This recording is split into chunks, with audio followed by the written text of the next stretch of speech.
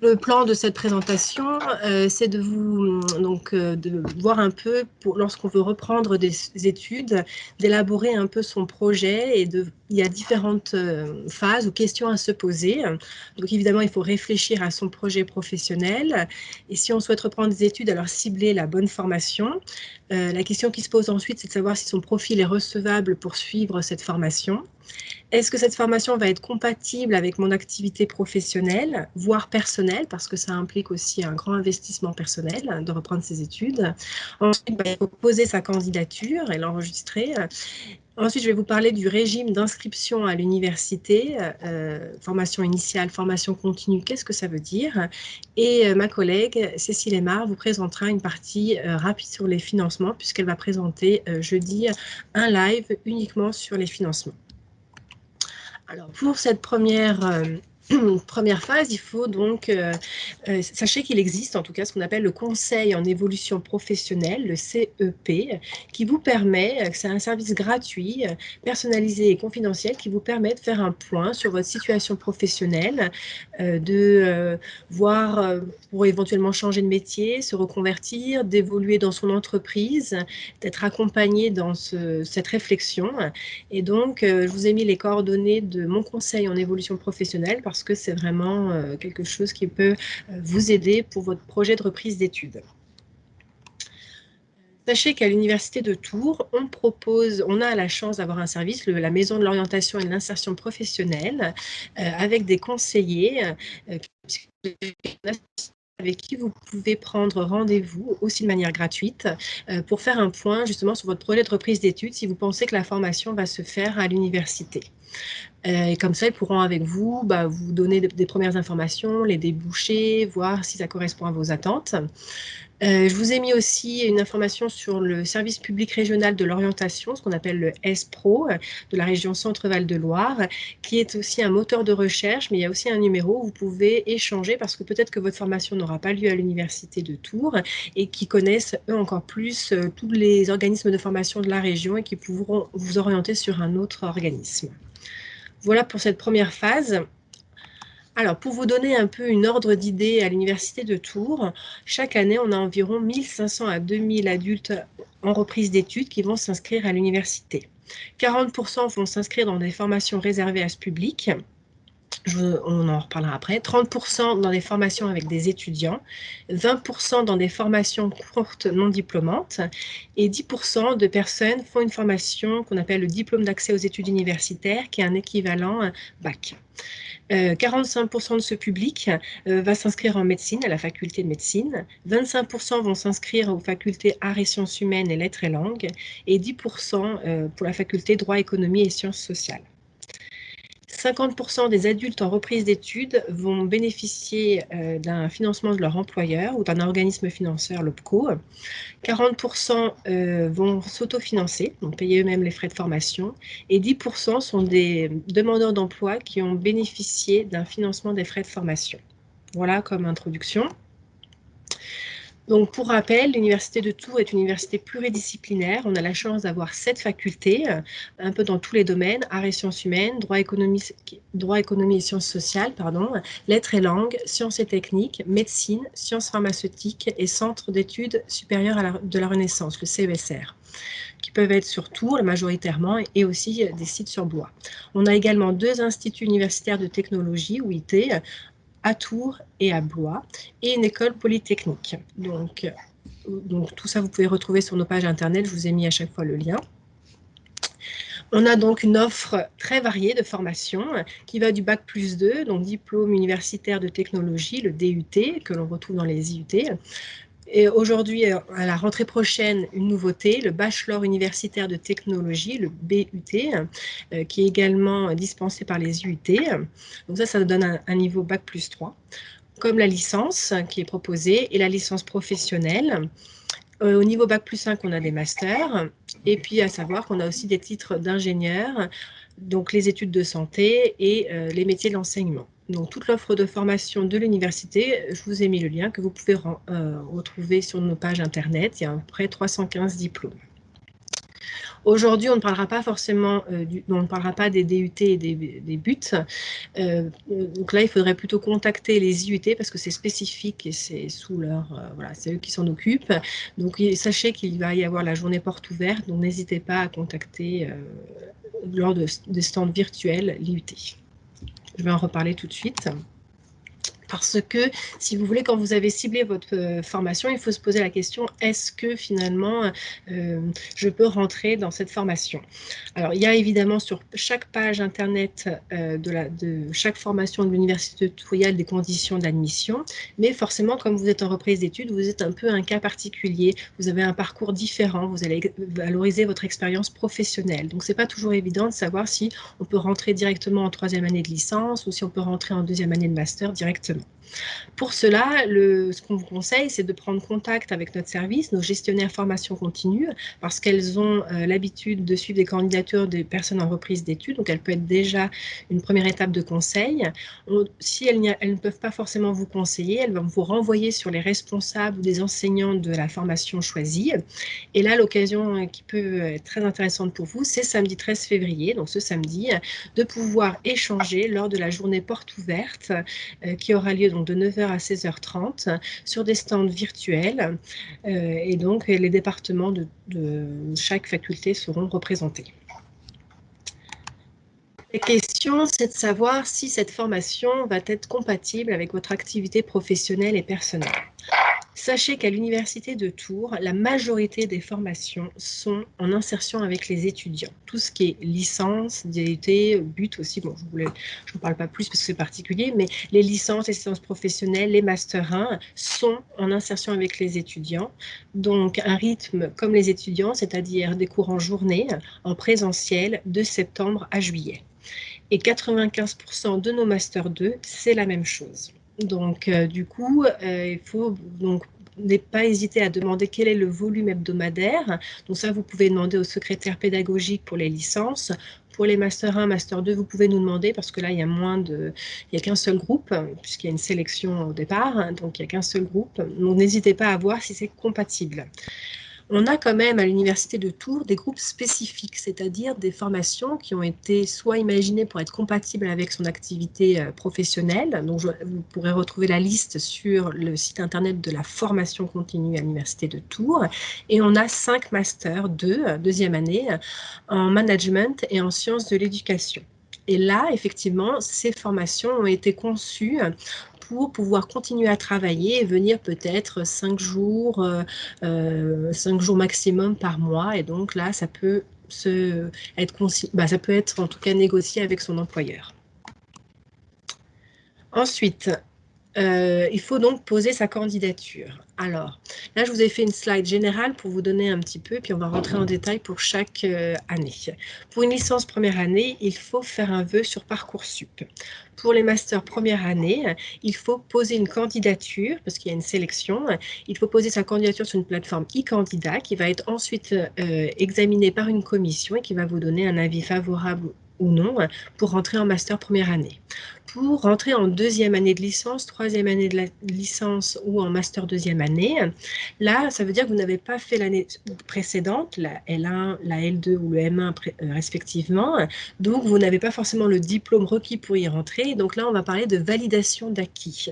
C'est un dossier à faire sur e-candidat et qui va être aussi examiné par une commission et qui vous donnera un avis. Pour les personnes qui sont intéressées pour les groupes spécifiques, donc les masters dont je vous ai parlé, les 5 masters, qui sont d'ailleurs listés ici, plus les diplômes d'université ou interuniversité, qui donc sont compatibles avec une activité professionnelle, là, la candidature se fait directement sur la page internet de la formation qui est sur le site de la formation continue et qui, voilà, est donc directement à envoyer en ligne. Alors, les personnes intéressées pour rentrer en première année de licence, il faut s'inscrire, puis faire un vœu sur Parcoursup avant le jeudi 11 mars. Alors, on se dit, je suis adulte en reprise d'études, moi je ne suis pas en terminale, je ne vais pas passer le bac cette année, est-ce que je dois le faire? Oui. Pourquoi? Parce que c'est important de le faire pour deux choses. Il y a des filières, par exemple, des personnes qui sont intéressées pour entrer, par exemple, en licence première année ou faire des études de santé, donc ce qu'on appelle le PASS ou la LAS, ou bien du droit ou les sciences de gestion, qui sont les filières les plus demandées, sciences de la vie aussi, les filières les plus demandées à l'université de Tours. Et donc là, il faut vraiment passer par Parcoursup parce que vous n'aurez peut-être pas de place parce que vraiment, il y a une très grande demande. Pour autre raison aussi, pourquoi faire, parce que par exemple je veux faire une licence sociologie où il y a peut-être moins de demandes, il faut quand même passer, même si vous êtes adulte en reprise d'études et que vous allez peut-être vous inscrire en formation continue, parce que votre situation aujourd'hui en janvier, quand vous allez faire votre vœu, ou en février, en mars, elle peut très bien changer et évoluer au moment de l'inscription, et cette inscription vous allez la faire qu'en juillet 2021, donc il reste quand même plusieurs mois, et peut-être qu'entre-temps, vous allez changer de situation, vous allez trouver un travail, vous allez peut-être démissionner ou autre, et peut-être que votre statut sera différent. Et donc, si vous voulez vous inscrire auprès de la scolarité, on va vous demander, oui, mais il aurait fallu faire Parcoursup, et donc vous pourriez être refusé pour ça. Donc, dans tous les cas, ça ne vous engage à rien de faire ce vœu, au contraire, ça vous garantit d'avoir une place en première année de licence. Si, alors, on n'est pas référent sur Parcoursup, si vous avez des questions, si vous souhaitez échanger avec quelqu'un parce que vous avez des difficultés, sachez qu'on a des personnes référents à l'Université de Tours qui travaillent pour la Maison de l'orientation et de l'insertion professionnelle, qui seront là pour vous aider. Et demain, en plus, il y aura un live, comme un peu là maintenant, sur Parcoursup à 18h30. Donc, vous pourrez échanger et entendre voilà, plus d'informations. Et puis sur Parcoursup, quand vous serez admissible, vous allez vous inscrire soit en formation continue auprès de nous, si vous dépendez de la formation continue, j'expliquerai après qu'est-ce que ça veut dire, et sinon vous vous inscrirez auprès de la scolarité en formation initiale. Maintenant, pour les personnes qui souhaitent intégrer une deuxième, troisième année de licence ou bien une deuxième année de master, là, vous n'avez pas fait l'année d'avant, précédente, comme je l'ai expliqué tout à l'heure, et donc vous devez faire une demande de validation d'acquis. Cette validation d'acquis, je l'ai dit, elle doit se faire sur la plateforme e-candidat. C'est un dossier en ligne, donc ce sera que des justificatifs écrits. Vous n'aurez pas forcément d'entretien. Ça se fera à partir de mi-mai 2021, donc il y a encore un petit peu de temps. Là, il faut vous rendre compte qu'ils ne vont voir que votre dossier écrit. Donc, il va falloir vous justifier donc votre formation initiale et puis tout ce que vous avez fait après, en expérience professionnelle, en stage ou autre, pour justifier le fait que vous voulez rentrer en deuxième année de licence, sachant que vous n'êtes pas titulaire d'une L1, par exemple. Donc ça, je vais un petit peu redétailler après. Non, je vais détailler maintenant. Et donc, du coup, il faut à la fois avoir vos diplômes, la copie de vos diplômes, la copie de vos relevés de notes et tout justificatif qui justifie votre expérience professionnelle. Ça peut être des contrats de travail, des fiches de poste, des rapports que vous avez faits, qui sont bien sûr en relation avec la formation qui est visée. Pour les personnes qui veulent rentrer en première année de master, là, il faut faire on appelle une candidature sur la plateforme e-candidat du 26 avril au 16 mai 2021. Donc, attention, il y a une exception. Pour les masters première année de l'IAE, donc qui est l'école de management à Tours, il faut le faire entre le 8 mars et le 2 avril. Et il faut prévoir ce qu'on appelle le score message IAE, bien se renseigner auprès de l'IAE pour ces personnes, pour pouvoir valider sa candidature en Master 1. Pour les autres, donc, il faut remplir un dossier classique. C'est un peu ce que je viens de dire pour les validations d'acquis, la formation initiale, CV, lettre de motivation, j'ai oublié évidemment, la copie des relevés de notes. Et si vous avez l'expérience professionnelle, ça peut être aussi un plus, évidemment, pour rentrer en master première année. Donc, pour le master deuxième année, c'était comme pour la licence 2 et 3. Alors, pour bien insister, parce que c'est souvent une question qu'on a dans notre service, quelle est la différence entre la VAP, la validation d'acquis? En fait, il y a deux termes. Il y a la VAP, validation des acquis, on dit des fois pédagogique, personnel, et professionnel surtout. À ne pas confondre avec la VAE, la validation des acquis de l'expérience. Alors, la VAP, donc c'est pour, encore une fois, rentrer dans une formation sans être titulaire du diplôme requis ou de l'année précédente. Ou bien, ça peut être aussi parce que je veux demander des allègements. Par exemple, moi j'ai fait, par exemple, je veux rentrer en L3 sciences de la vie, j'ai fait beaucoup d'anglais parce que je vais demander d'être dispensée des cours de l'unité d'enseignement d'anglais parce que voilà, je suis bilingue, parce que j'ai travaillé 3 ans aux États-Unis. Par exemple, ça peut être ça. Dans ces cas-là, il faut le mettre dans la lettre de motivation et bien préciser quelle unité d'enseignement pour que la commission, ce soit clair, qui évalue quelle unité et si c'est OK. Et ça, il va falloir le justifier. Donc, vous le justifiez par exemple avec mon TOEIC ou mes contrats que j'ai faits aux États-Unis, parce que comme ça montre que j'ai vécu aux États-Unis, par exemple. La VAE, qu'est-ce que c'est finalement? La VAE, là, le but, la VAP, c'est finalement, je veux rentrer en formation, je veux suivre une formation. La VAE, c'est finalement, je souhaite valider le diplôme, donc soit la licence, soit le master. Donc, ça veut dire qu'on valide la L3 ou le M2. On ne peut pas faire une VAE pour un master 1, par exemple. Le but, là, c'est de valider, mais finalement, je vais rédiger un rapport de mes expériences professionnelles que je vais ensuite soutenir devant un jury qui, à l'issue de ce jury, va me dire si j'ai validé totalement le diplôme, donc là on parlera de validation totale, ou bien s'il estime qu'il y a quelques unités d'enseignement que je n'ai pas acquises lors de mes expériences professionnelles, et là ça voudra dire qu'il faudra se inscrire à Tours sur les unités d'enseignement manquantes, pour ensuite valider le diplôme complètement.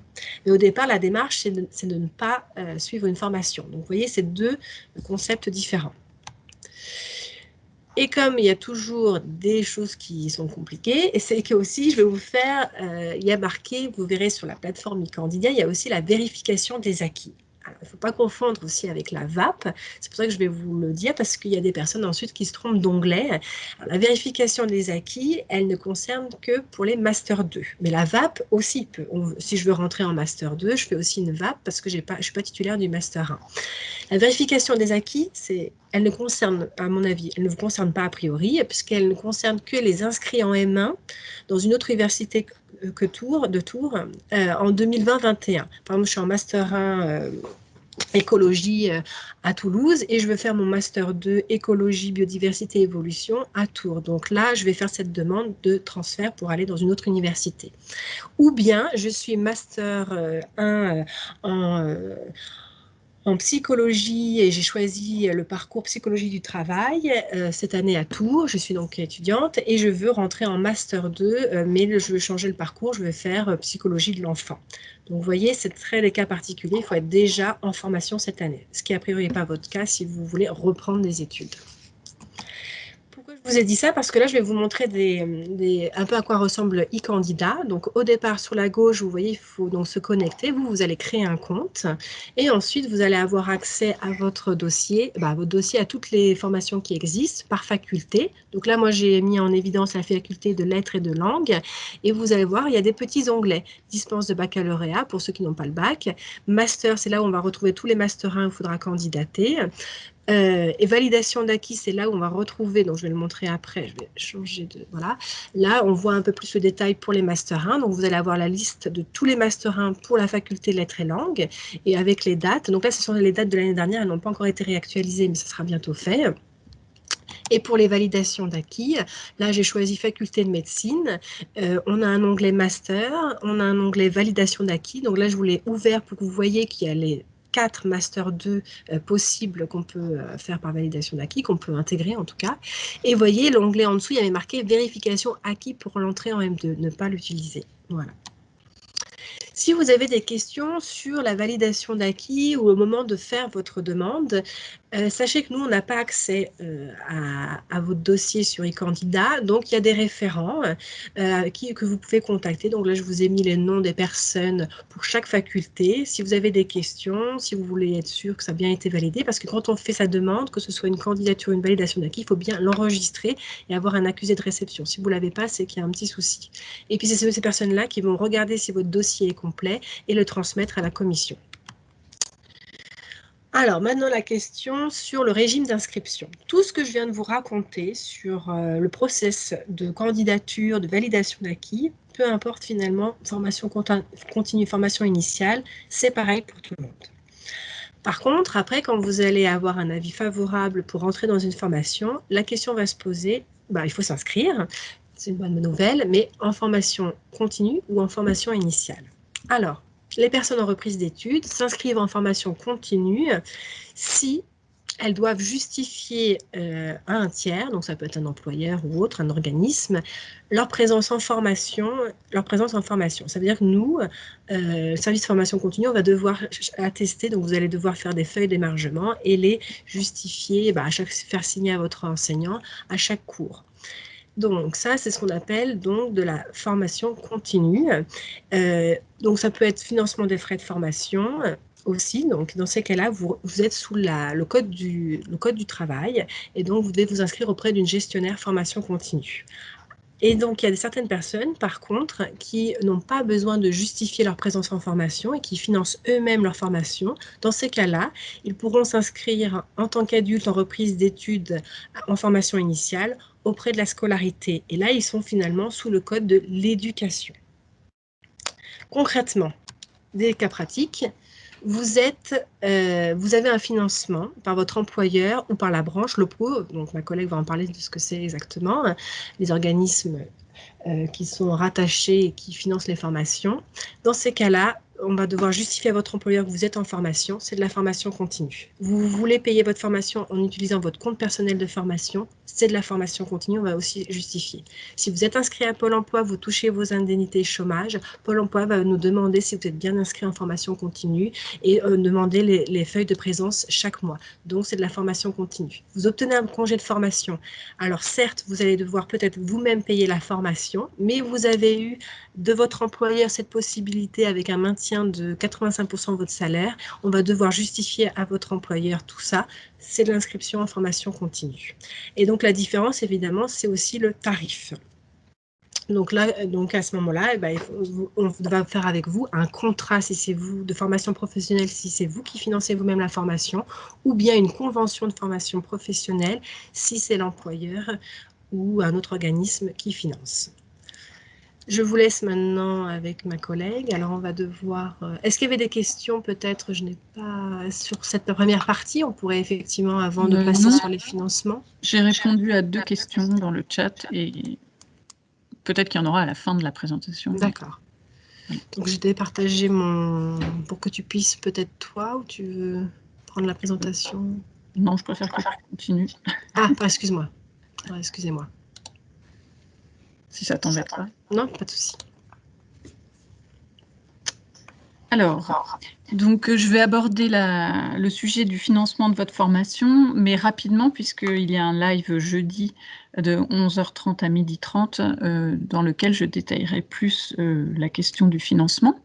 Il faut savoir que les modalités de financement sont en constante évolution depuis 1 an et je pense qu'il y a encore beaucoup de choses qui vont changer d'ici la rentrée de septembre, puisque depuis que le gouvernement souhaite mieux suivre l'impact des financements et de la formation professionnelle et que tout est un peu centralisé sur le compte personnel de formation, il y a beaucoup de choses en évolution.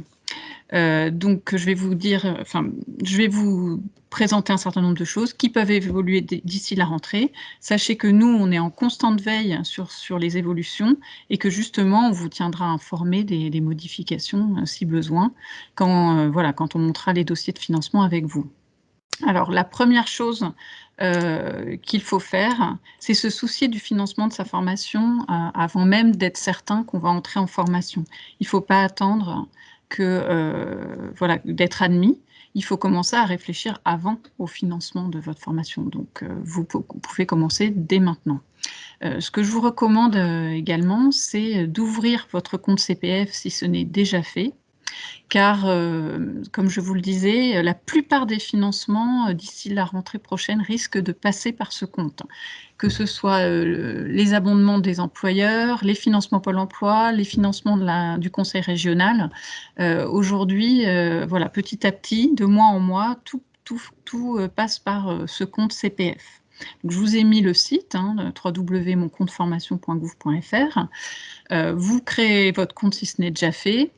Attention, si vous avez des heures acquises au titre du DIF qui a disparu il faut absolument veiller à ce que ces heures diff soient réintégrées sur votre compte avant le 30 juin 2021, car au-delà, ce ne sera plus possible.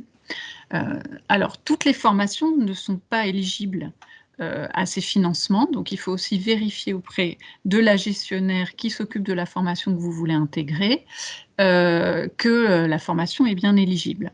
Donc, j'expliquerai dans le live sur le financement quelles formations sont éligibles ou pas, parce que c'est un petit peu long.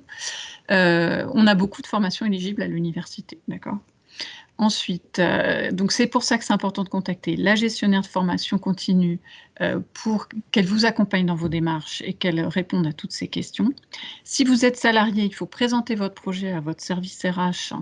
Et si c'est un projet de reconversion professionnelle, je vous recommande de contacter un conseiller en évolution professionnelle. Donc c'est le CEP dont parlait Valérie en début de présentation. Il y a les coordonnées dans les premières pages de la présentation. Il va vous accompagner dans votre projet, la description de votre projet, puisque c'est très important pour obtenir les financements qui correspondaient avant au CIF, qui sont maintenant les CPF-PTP. On va en reparler plus tard. Si vous êtes agent de la fonction publique, il faut présenter votre projet à la DRH de votre organisation, car en général, les financements, les congés, enfin, toujours d'ailleurs, les congés de formation professionnelle, etc., sont accordés par une commission. Donc, si votre projet, il va devoir passer devant une commission. Donc, ne manquez pas les dates des commissions et parlez de votre projet à votre DRH. Si vous êtes demandeur d'emploi, il faut parler de votre projet à votre conseiller Pôle emploi, car même si vous pouvez faire des demandes avec votre compte personnel de formation, si vous souhaitez que Pôle emploi finance une partie de votre formation, il faut avoir prévenu le conseiller avant, sinon ils vont refuser l'abondement. Voilà. Donc, page suivante. Merci Valérie. Alors, donc je vais détailler juste pour les 3 profils, hein, puisque en général, les financeurs sont différents si vous êtes demandeur d'emploi, salarié du secteur privé ou agent de la fonction publique. Voilà, c'est les grands, c'est ce qui découpe un peu les types de financement possibles. Alors, si vous êtes demandeur d'emploi, l'Université de Tours a un partenariat avec la région Centre-Val de Loire et avec Pôle emploi. Et chaque année, donc, ces 2 organisations financent un certain nombre de places pour des reprises d'études à l'Université de Tours. Donc, ce qui est très important, c'est de vous signaler auprès de notre service, puisqu'ensuite, c'est nous qui allons soumettre les demandes au Conseil régional et à Pôle emploi dans le cadre de nos conventions de partenariat. Le nombre de places est limité. Et puis, la politique de financement peut changer d'une année sur l'autre, c'est-à-dire que Pôle emploi, auparavant, par exemple, finançait des Master 2, des places en Master 2, mais l'année dernière a privilégié les DUT et a financé à 99% des personnes qui se sont inscrites en DUT. Donc, d'une année sur l'autre, voilà, les places ne sont pas attribuées aux mêmes personnes et au même type de formation. Voilà. Donc, plutôt vous vous signalez auprès de nous, vous êtes dans la liste des demandeurs et nous, on soumet votre dossier et on vous tient informé ensuite quand vous avez la place. Pour être financé par le Conseil régional, il faut bien entendu habiter la région Centre-Val de Loire. Voilà. Ou avoir une adresse en région Centre-Val de Loire le temps de la formation. Si vous êtes dans une région voilà, limitrophe, ça arrive. Mais voilà, le temps de la formation, il faut avoir une adresse en région Centre-Val de Loire. La deuxième possibilité, si vous êtes demandeur d'emploi, c'est de trouver un contrat de professionnalisation. Alors, ces contrats de professionnalisation, vous avez des offres sur le site de Pôle emploi. C'est vraiment voilà, une démarche comme si vous recherchiez un CDD dans une entreprise. Alors, ça fait, pour les étudiants, ils font des stages, mais vous, voilà, ça vous met un pied dans l'entreprise, ça facilite derrière la réintégration dans le monde professionnel. Et donc, l'entreprise finance votre formation et en même temps, vous verse un salaire. Donc, c'est vraiment très intéressant. Si vous ne trouvez pas par vous-même, avec vos démarches personnelles, nous pouvons parfois avoir des entreprises qui prennent régulièrement des stagiaires dans des formations et on peut vous communiquer les noms de ces entreprises pour vous aider. Voilà, je vous ai mis également un lien sur travail-emploi.gouv.fr qui décrit dans le détail les modalités de ces contrats, qui sont des contrats de travail. Voilà. Alors, ensuite, quand vous êtes salarié, donc vous pouvez bénéficier d'un financement par votre employeur ou par un OPCO, les opérateurs de compétences, mais en fait, c'est l'employeur qui va faire la demande à l'OPCO pour être remboursé des frais de formation. Nous, on va conventionner avec votre employeur et ensuite être soit payé par l'employeur qui sera remboursé, soit être payé directement par l'OPCO. Il faut faire les démarches voilà, en avance parce que les OPCO, ils ont des enveloppes budgétaires limitées, ils ont des conditions, ils n'acceptent pas toujours. Donc voilà, il faut vraiment s'en occuper en amont. Alors certains employeurs demandent à leurs salariés de faire les démarches par eux-mêmes, mais en tout cas, c'est au nom de l'employeur que vous les ferez. Ensuite, il y a le CPF de transition, donc le CPF PTP dont je vais vous parler. Alors, ça, c'est réservé aux personnes qui ont un projet de reconversion professionnelle, donc vraiment un changement de métier. Il faut contacter l'association Transition Pro de votre région et déposer votre demande. Alors, avec l'aide d'une gestionnaire du service de formation continue, puisqu'on va vous demander des documents qui seront fournis par l'université, sur la plateforme du Transition Pro de votre région. Donc, je vous ai également mis le lien. Il faut savoir que je pense qu'il va y avoir plus de financement dans l'année qui vient de la part des transitions pro, donc il ne faut pas hésiter à monter les dossiers. Ils ont plusieurs commissions par an. Quand le projet n'est pas accepté à une première commission, il peut être accepté à une commission suivante. Voilà. Donc il faut s'y prendre tôt puisqu'il y a quelques commissions par an, mais pas tous les mois non plus. Ensuite, vous avez aussi le compte personnel de formation pour payer votre formation. Alors souvent, le montant disponible sur votre compte ne va pas être suffisant pour couvrir la totalité des frais. Donc dans ces cas-là, l'entreprise peut payer la différence. Donc c'est une négociation à mener avec votre employeur. Donc aujourd'hui, nous n'avons eu aucun cas où l'employeur a pu abonder directement le compte en ligne. Mais dans ces cas-là, ce n'est pas grave, on fait une convention en parallèle et on ajuste en fait le tarif que vous devez payer dans l'application CPF et on fait une convention pour la différence avec l'employeur à côté. Voilà. Toutes nos formations ne sont pas enregistrées sur le site du CPF, mais après on le fait à la demande. Si jamais vous souhaitez intégrer et financer votre formation avec votre CPF et qu'elle n'est pas encore enregistrée sur le site, signalez-nous et nous enregistrerons la formation pour que vous puissiez le faire. Voilà. Ensuite, le dernier cas, c'est si vous êtes agent de la fonction publique. Alors, je vous alerte sur un point, ne confondez pas le CFP et le CPF, puisque même au sein des RH dans les établissements publics, il y a parfois confusion. Donc, le congé de formation professionnelle, c'est en fait votre organisation qui vous accorde un congé pendant lequel vous continuez de percevoir environ 85% de votre traitement brut, mais vous payez vous-même vos frais de formation. Alors, ce congé doit être demandé au plus tard 120 jours avant le début de la formation, donc il ne faut pas s'y prendre à la dernière minute. Et vous paierez le tarif autofinancé pour votre formation, puisque c'est vous qui prendrez en charge directement les frais. Voilà. Donc j'ai mis un lien également vers un site de la fonction publique qui décrit les modalités de ce congé de formation. Vous pouvez aussi utiliser votre compte personnel de formation. Alors il faut savoir que pour les agents de la fonction publique, les opérations de financement avec le CPF ne se font pas en ligne sur le site du CPF. Votre dossier doit être présenté devant une commission et ensuite l'université va conventionner avec votre établissement. Alors, vous avez une chance, c'est que même des formations normalement non éligibles à ce financement peuvent être financées par le CPF pour les agents de la fonction publique. Donc, même si la formation n'est pas éligible, vous pouvez quand même tenter votre chance. Voilà, voilà les grandes lignes pour les financements. Et pour ceux qui veulent en savoir plus, je vous donne rendez-vous jeudi à 11h30. Et le live sera également enregistré pour ceux qui ne peuvent pas être là à 11h30. Voilà. Et puis après, je serai aussi présente au JPO pour répondre à vos questions en direct.